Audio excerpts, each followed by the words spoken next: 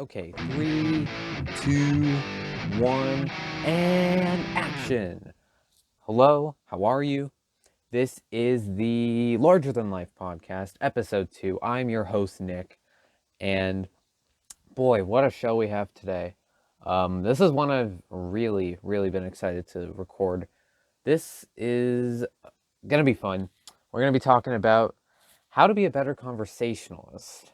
Um, know who you're talking to, and of course, empathy and perspective. But before we get into it, I would first like to give you an update. Um, at the time of recording this, I just recently got a haircut. It's really nice. My hair was growing very long for a while, so it's great to have short hair. You have no idea the difference between short hair and long hair.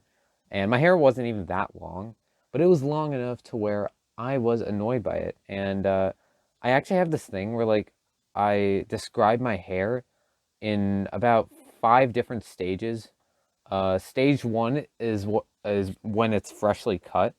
Stage two is like when it's gotten longer and it's still short, but it's like at a good length. Stage three is when it's starting to get longer.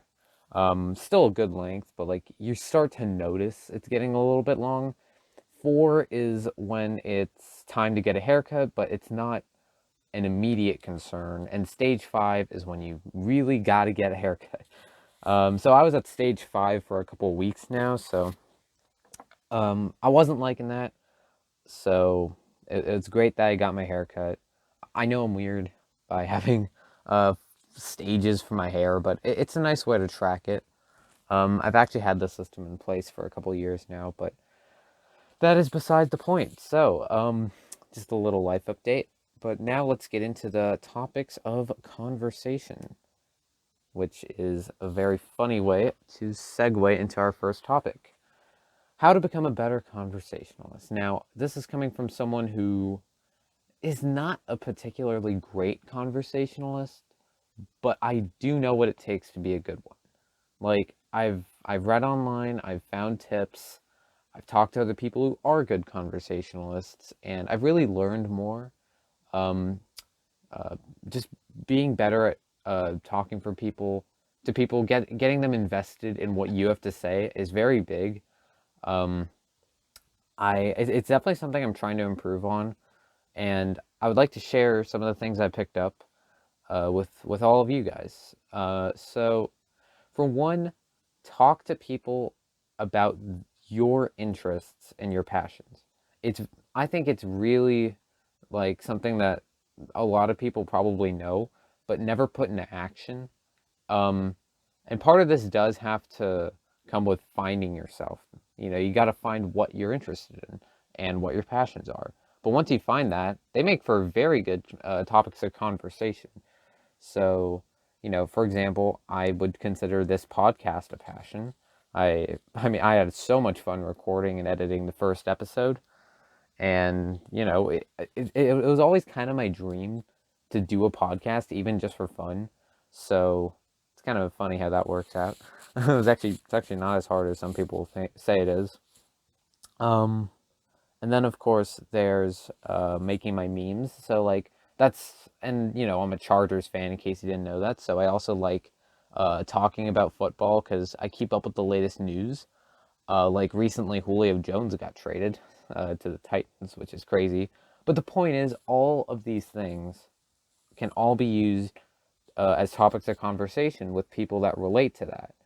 So, if you're meeting new people or if you're talking to people you already know, you can just give them updates on your passions and your life and all that stuff because it's definitely something to keep the conversation going, but you also have to not get too delved into it because people really don't they don't really care about your stuff as much as you probably think. They I would say a good lot of them do, but not all of them are going to sit there and listen to you talk about it. Is what I'm saying. Like you got to know when to talk about your stuff and when to listen. And that's another thing. Being a good conversationalist goes just beyond talking. It also goes with listening and being able to read what the other person or people are saying. You got to be able to pay attention, show that you're invested. It's a very important thing, because otherwise the conversation will just fall apart. Because then they think, oh, you're losing interest in me. All right, then I'm just gonna stop talking, because clearly you don't want to hear it. And if that couldn't be further from the case, then you got to show them that. You got to indicate that you're listening. You got to look them in the eye sometimes. Got to maybe nod, say a little something like that, just to show that you're like still listening, because that matters a lot. Um, I'd say another thing is probably to ask them questions, just about them, their life, passions they have, maybe what's going on with their school or work or whatever. Just basic things like that. I mean, as long as you show that you're willing to hear from them about what's going on with them, then they'll want to tell you. Or if they don't, then maybe you can just try and find something that they want to talk about. But in most cases, they do generally like to. People do want to tell you things. It's just kind of an urge. We're social creatures. We gotta share what we gotta share. And that's how I see it with conversations. It's about sharing and talking and getting to know that person on a better level. Sometimes on a deeper level. That's another thing. You want to be able to have deep conversations with people. You can't just always talk about cars or whatever, or small talk like that. You gotta be able to just talk about more serious topics with them. That's kind of what this podcast is for, by the way. um, well, partially. If you're struggling with this sort of thing, then maybe you could talk to other people about the topics that I'm presenting here. So it's very valuable to be able to have an arsenal of things to talk about, but also the patience to be able to listen to other people. And that matters a lot. You want to be able to continue the conversation, but not but but don't like continue it too long, because at some point it just kind of wears down and you got to let it die out. But you got to pull your weight when you talk. And it's something that I kind of struggle with, because generally, like, when I'm in conversations, I don't show a lot of interest, and the other person just kind of stops talking, and kind of it's awkward, so we don't really have anything to say to each other. So you got to be able to pull your weight. And I would also say, don't interrupt people. uh, it's annoying. They want to say what they want to say. I'm guilty of this, by the way. I'm actually, I feel like when I say stuff, no one ever really hears it. They're just kind of like, oh, cool, whatever, you know? So I never really get the fact that they actually listen to me, which is why sometimes I just kind of interrupt them to tell it again. Or I interrupt them to, like, ask them, hey, did you understand what I said? It's not a great habit, but it's something that I feel like I can work on. And it's just a big thing. Just don't interrupt people. Be patient, let them say what they got to say, and then you can talk. It's really that simple. And um I've been trying to get better at it. But obviously this will take more time. So yeah, just practice makes perfect. That's another thing about conversations. Yeah, you got to be able to be more comfortable. Confidence and comfort in conversations are huge, because if you're closed off, if you're not willing to open up about anything, even the littlest things, there's not much you can really talk about. It's kind of sad. So if you're able to open up and really able to express what you want to say, that is great, because then you can use that. And being a good conversationalist goes a long way, socially especially, but also, like, in your life. I know, like, a lot of what I've said on this podcast so far has been, this will help you out in life, but I'm serious, though. It does. And, being a great conversationalist makes it so you make friends easier, get into relationships easier if you want to do that. Yeah, it just, it's one of those things that you gotta learn how to do. If you're not good at it, like I am, well, okay, sorry. If you're not like socially comfortable, because I'm not really socially comfortable, and I'm a bit of an introvert, so conversations are a little harder for me. And I generally don't like to be around a whole lot of people. So, group conversations are a struggle for me. And I think the biggest way to overcome stuff like that is to be able to give everyone in the group a fair amount of attention, but don't stress over it. Don't say, oh no, I'm spending way too much attention on this guy in the group and not that guy. Don't do that, because then it'll stress you out. And then people will be like, oh geez, what is wrong with that guy? He looks like he's hyperventilating. So, maybe not hyperventilating, but you get the point. You just got to be able to just relax yourself and give everyone a fair shake of attention, and don't feel intimidated by them. And that's something I struggle with still. And I think with time and practice, that's something that you can get over.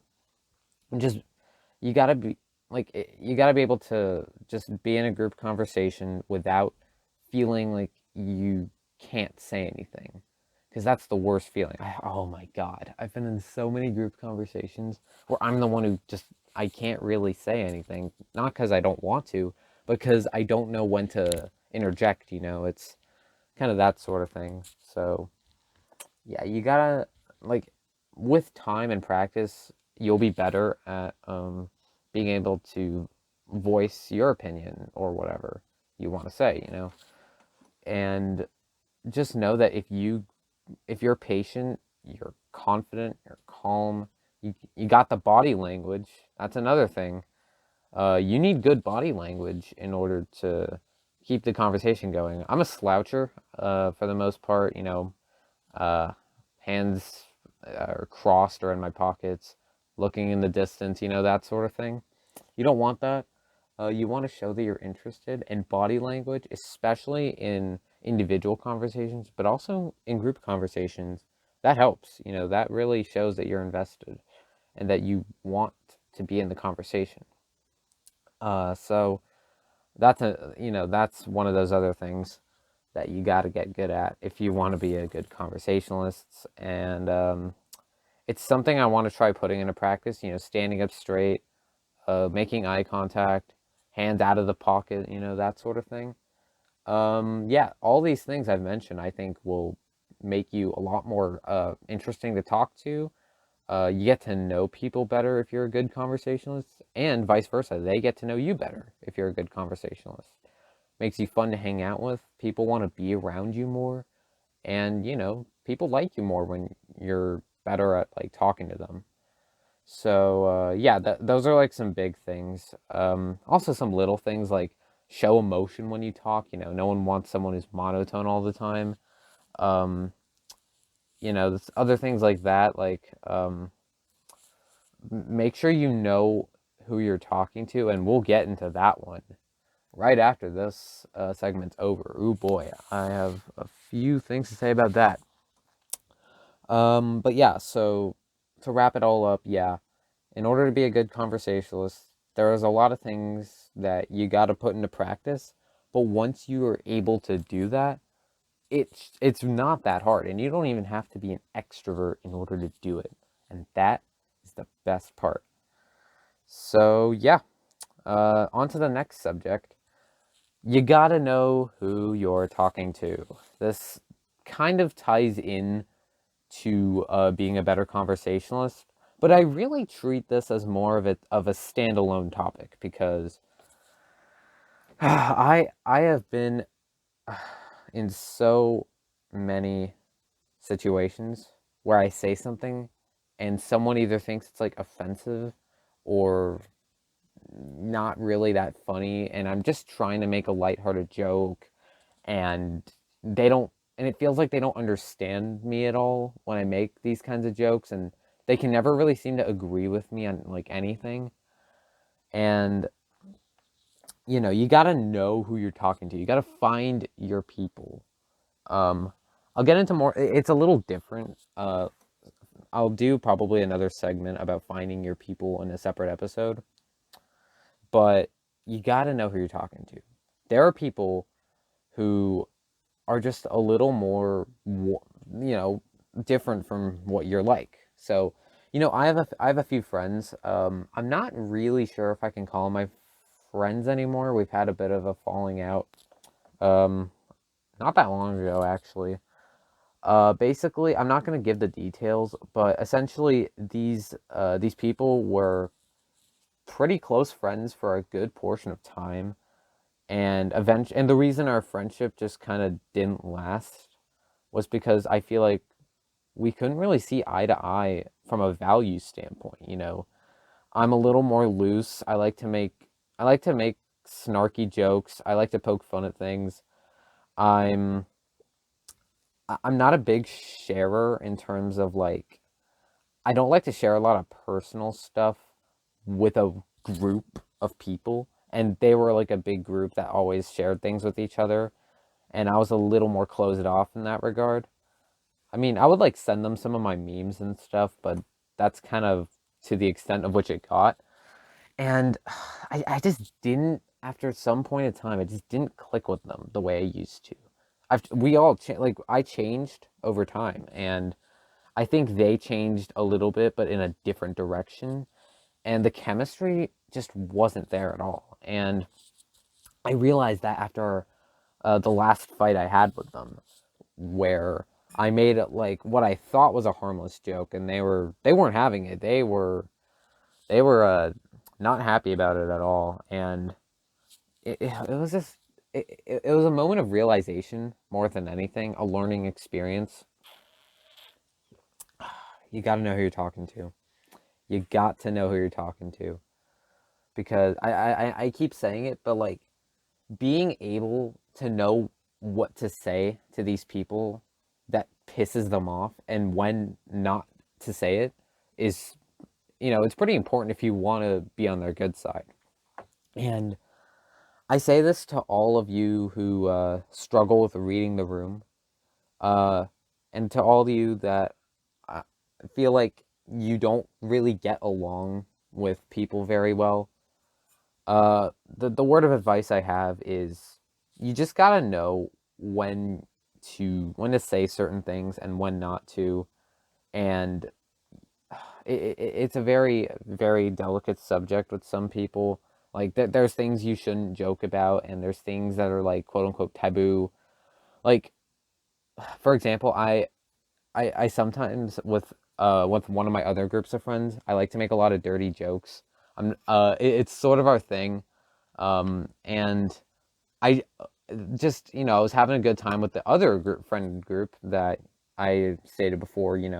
I didn't know, like, the chemistry was starting to get lost, and we were in a group chat and we were just chatting, right? And I cracked one of my little dirty jokes, and they all were super offended by it, and I was like shocked at first. Like I'm like, wow, they're kind of sensitive, and because of that, I had to refrain from saying certain things around them.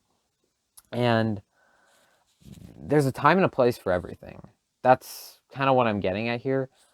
Um, when you're talking to a teacher, you're not going to tell them about like the fact that you don't want to tell them like really deep, dark personal secrets or anything like that. Because what point what does that do? I mean, they're not going to get it. Um, you wouldn't tell your best friend that you hate them. If you let's just say if you do, uh, you wouldn't tell them that. That's a very radical example. I'm really just kind of brainstorming here off the top of my head, but being able to control what you say is something I think I've improved on this just over time. A lot of practice. I'm a homebody, so I spend a lot of time by myself here in the house. Um, So I kind of say whatever shit I want and I get away with it, but I know I can't do that around certain people. I know that they get a little a little more offended when I say stuff, and it's all about like where do I go from here?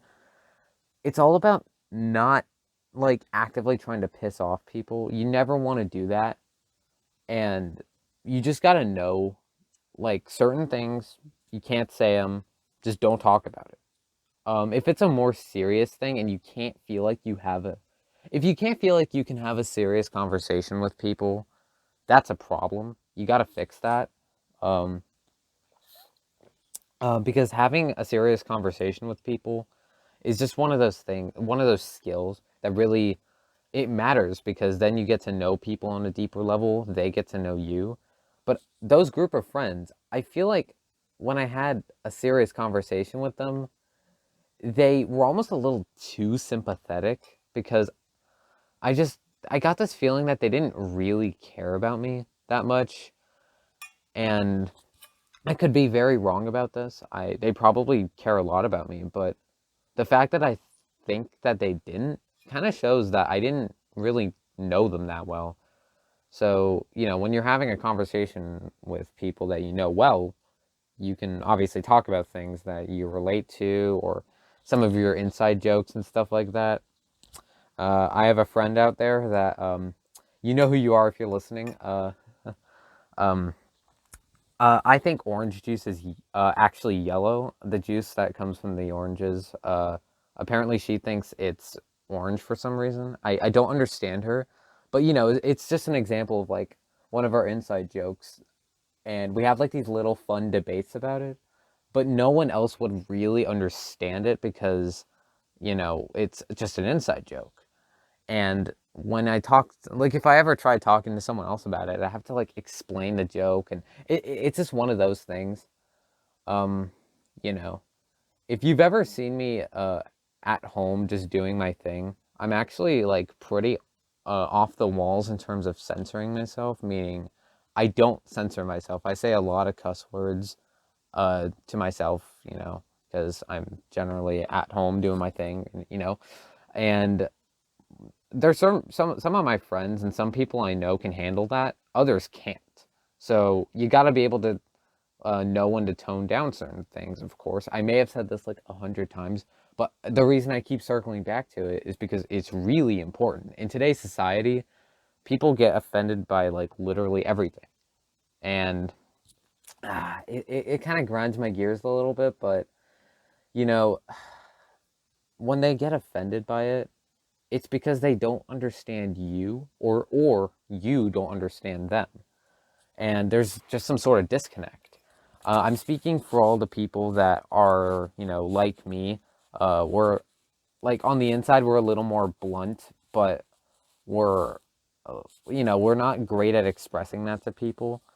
But some of my best friends, I'm as blunt as I want to be with them. But I know with other people, I have to be a little more sincere, a little more indirect, if you will, a little less harsh.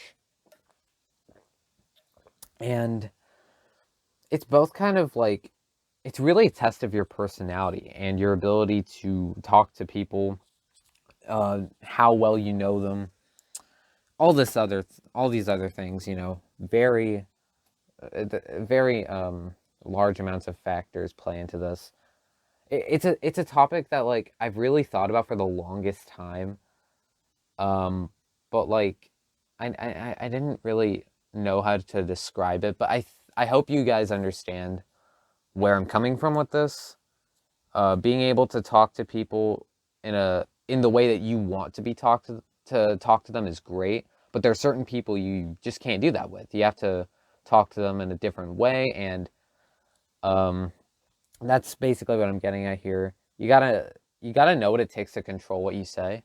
And if you can't do that, then that is a big skill you need to work on. So, yeah, that kind of wraps up what I have to say about that. I am going to take a short break. When we return, we will talk about empathy and perspectives and how much they matter. Because, boy, they matter a lot. So, yeah, I'm going to take a short break and I will be right back. All right, we are back. All right.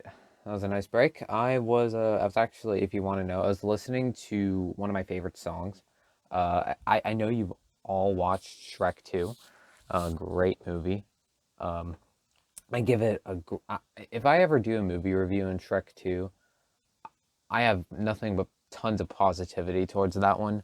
But the song I Need a Hero, That song is fucking amazing, and it's been stuck in my head for a bit. So I did this thing where like I listened to it and just tried to get it out of my head because it's just too good of a song. So that was nice. It's a great song. It's actually not the one they use in the movie's not the original one though. Funnily enough, it's actually a remake by I forget who sings it. It was the actress who played Fairy Godmother. I'm sure you know the name. It's not coming to me right now. The funniest thing about this podcast, I just want to say one more thing before we get into our last topic for today.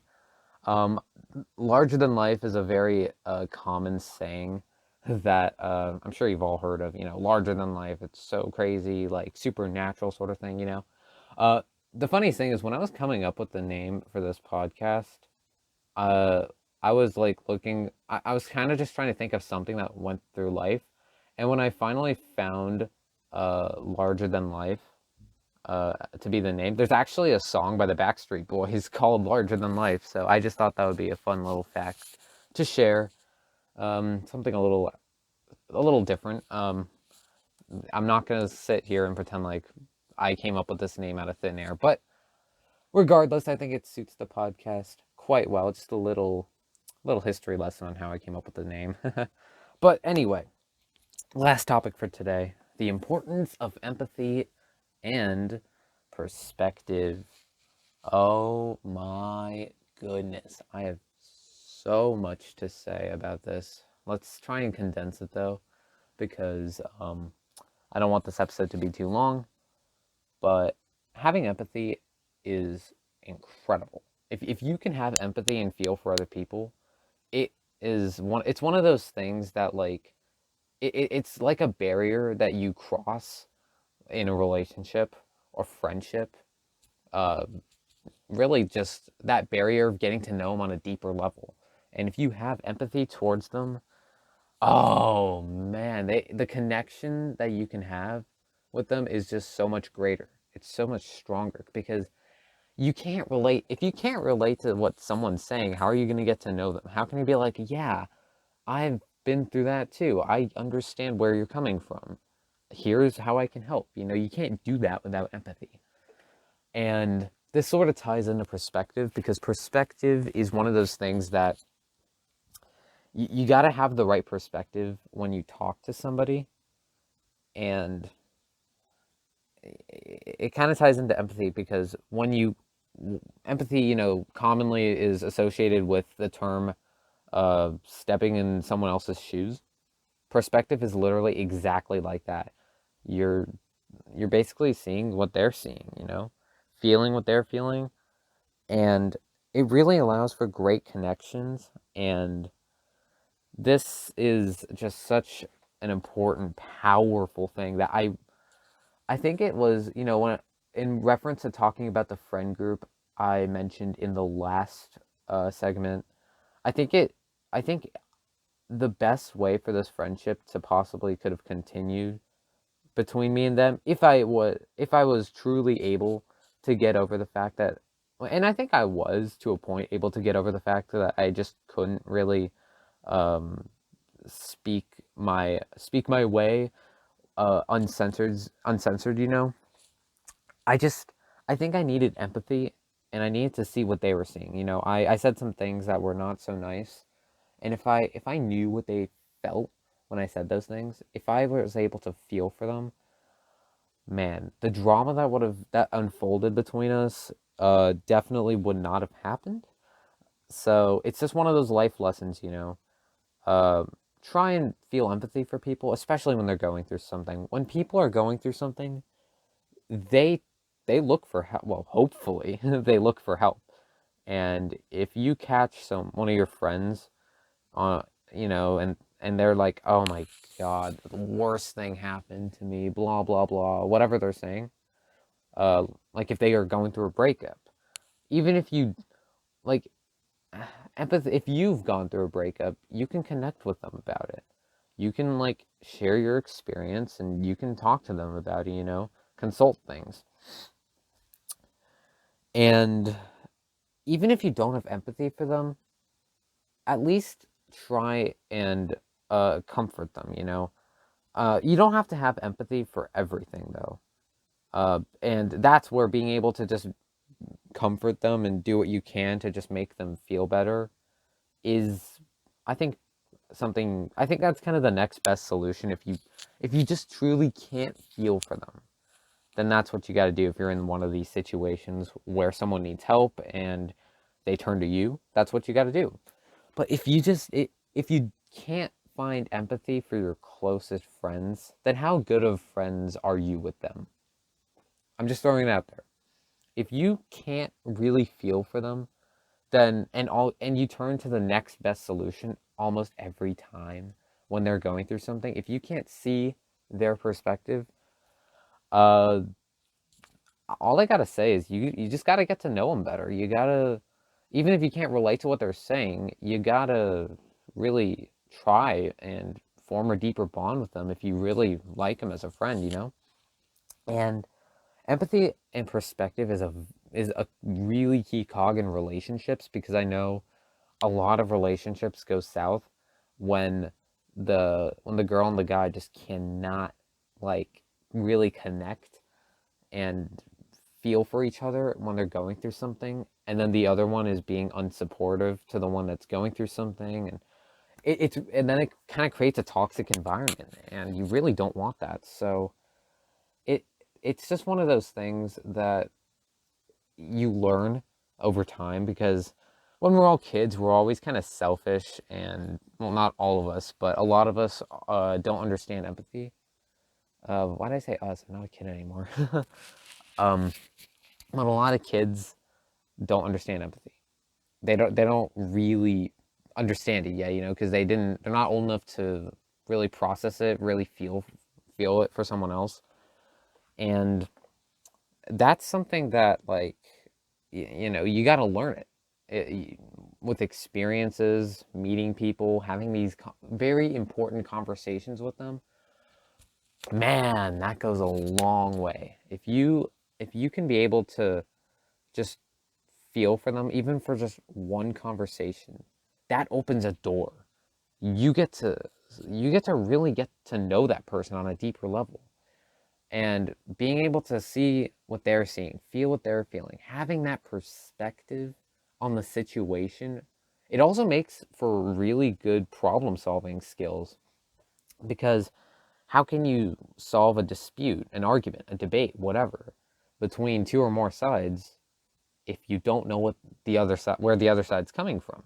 You can't play mediator in every situation. Sometimes you just have to jump in, offer the point of view on both sides, and fix it from there. Come up with some compromise, you know.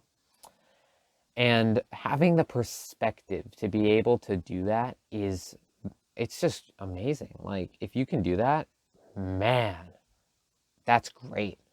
And I feel like this is coming from someone who, with people, I can I can identify the fact that with people I know, I feel empathy for them. I can see their perspective. But again, as I said earlier, if you don't know them on that deep level, on the hump that you have to get over to know them, then it's hard to really, like, become really good friends or partners with them, depending on who it is, right? So, man, it's just, empathy is kind of like, the best way for me to describe it is, you're going over a bridge, right? And there is a giant coyote on the bridge, right? And you want to get to the other side. And the best thing to do is you got to know how to be able to get past the coyote. Maybe you slowly stand still and you slowly creep around it, right? And that way it doesn't perceive you as threatening. Because if you make a sudden move, it's probably going to get threatened and scared and maybe even attack you. Yeah, I know it's not the best analogy, but basically what I'm trying to say is, if you got to get through some hard times, and you got to learn some lessons and be able to conquer the issues that you have at hand in order to be able to feel for someone. There are certain situations where you can't do that, because You don't even need to, right? Because there's just people that you naturally connect with well, and you already have empathy for them because maybe they went through something you went through, or maybe you just kind of understand what they're saying without even knowing them that well. Then that's easy. That's perfect. It means that the coyote wasn't on the bridge that day, you know? But with most other people that you don't know very well, that definitely, the coyote on the bridge there, you gotta know how to be able to deal with it. And man, I don't know how many times I've said this, but if you can, if you can master, or if you master empathy and perspective, it makes you way more relatable as a person because the ability to connect with other people, make them feel like you understand what they're going through. If you understand what people are going through, like they recognize that and they really appreciate it. It forms stronger friendships, bonds. It makes when you're in a relationship, especially a serious one, it makes it really easy. Well, not okay. Let me not say really easy, but it's not the right word. But it makes it easier. It makes it more um, more plausible to be in a good space with them. If you get what I'm saying. So yeah, empathy, perspective. It's one of those things you learn. Sometimes you have it. Sometimes you just naturally have empathy and perspective, and good for you. You feel for people, you know? You can get down to them with a sensitive level, but if you're someone like me who's not naturally great at that, then learn it, you know? Like I think over time, as I've met more people, talked to more people, gotten to know them better, I feel like I've gotten way better at being able to connect with them on deeper issues. Especially if they connect with me. But even if they don't, I feel like my ability to have that feel for them is just I have to give myself a pat on the back for it. And I feel like this is a conversation I really wanted to bring up because empathy is so important. And I just I really feel grateful that I was able to take the steps I needed to get to this point where I feel like I'm pretty good overall at finding empathy for people. And even when I'm in these situations with for example, the friend group that didn't like me, I didn't feel empathy for them, so all it really did was expose my lack of getting to know them on a deeper level, the lack of real chemistry there. Or I just didn't know them well enough, and maybe I didn't have enough practice with empathy at the time. I feel like since that point, I've gotten better, I've improved, I've taken the steps I've needed to, and doesn't mean I should stop here. You got to keep working, got to keep improving, have that growth mindset. Man. So to all these people out there who struggle with this sort of thing, I hope my tips help you. Uh, I wish you a ton of luck. Uh, I believe in you though. So, I absolutely do. Um, but one more thing before I wrap things up. Like when I say empathy is like defeating or not defeating, but getting around the coyote on the bridge, who said that coyotes are scary? Maybe it could be a baby coyote. Maybe it's not even a coyote. Maybe it's a little dog. Who knows? The point is, it's not always a scary thing. It's just something it's just an obstacle you get around by learning how to be empathetic, learning how to have that perspective to get what people are saying, to basically what I've already touched on. And sometimes, again, it's not that hard. Maybe it's a rabbit on the bridge. Maybe there's nothing on the bridge. So that's kind of where I'm getting at. Yeah, so that should wrap things up for this episode. This one was really fun to record because it was mostly me just getting out what I had to say about all these things because these are things I didn't talk about a whole lot with too many other people. So, uh, you know, this episode was a bit more fun for me, if you will. Fun yet personal. That's kind of the best way to say it, but it was a really good one. I hope that you enjoy it. Uh, be sure to have a great day. Take care. Uh, that is all for today. Uh, be happy, have a smile on your face, and make sure that you become larger than life. But bam, we are done.